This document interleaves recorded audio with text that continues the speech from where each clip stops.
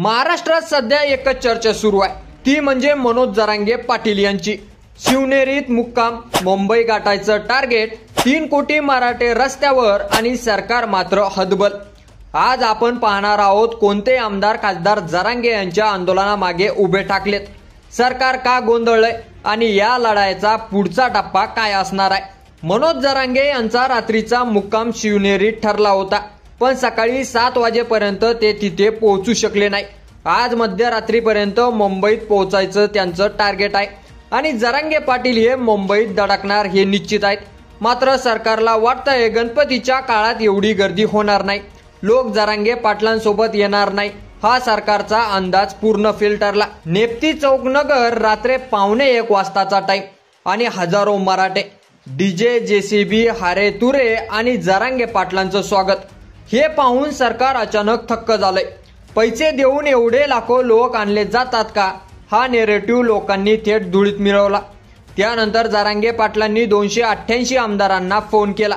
आता बघतोच कोण कोण येतंय असं म्हणताच आधी गप्पा बसणारे नेते थेट आता खुल्लेपणाने जरांगे मागे अचानक उभे राहिले।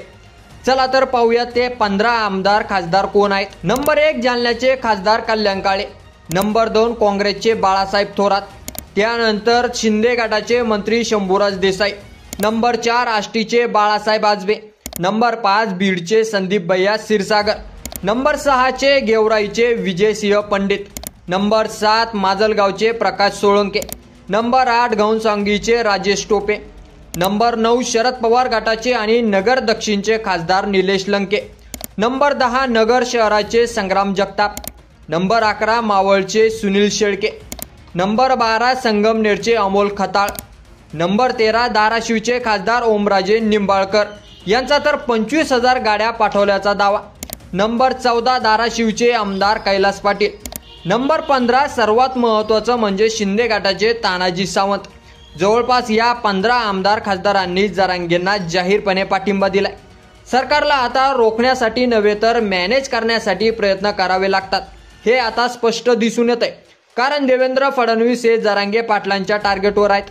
तिकडे शरद पवार, उद्धव ठाकरे गप्प बसलेले आहेत, बैठका होत आहेत। राधाकृष्ण विखे पाटील म्हणतात की जरांगे पाटलांसोबत चर्चा करायला आम्ही काही ना काही तोडगा काढू, पण प्रश्न लोकांचा आहे, बैठका आंदोलन रोखण्यासाठी का आणि आरक्षण देण्यासाठी का नाही। यामुळे आता सरकारकडून ओबीसी समाजाला समोर आणण्याचा प्रयत्न सुरू झाला, पण लोक विचारतात हा मुद्दा ओबीसी विरोधात नाहीच, जे आमच्या हक्काचं आहे ते द्या, एवढंच जरांगेंचं म्हणणं आहे।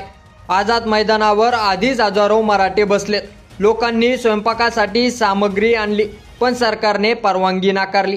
आता प्रश्न असा की लाखो लोक येणार, त्यांना उपाशी मारणार का। सोशल मीडियावर पोस्ट फिरतायत की मंत्र्यांचे बंगले आणि कार्यालय मराठा समाजांसाठी खुले करा।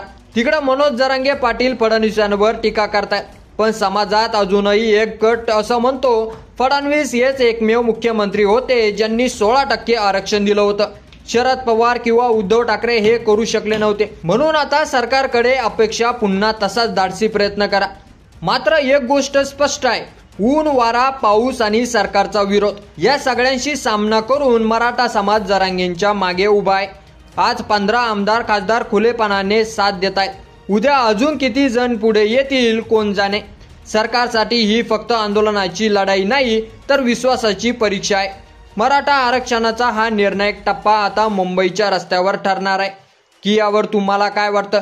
जरांगे पाटलांना आता यश मिळेल का की यावर तुमचं मत आपल्याला कमेंट बॉक्समध्ये लिहायला अजिबात विसरू नका आणि असेच नवीन व्हिडिओ पाहत राहण्यासाठी आपल्या मराठी एल्गार या यूट्यूब चॅनलला सबस्क्राईब करा। धन्यवाद।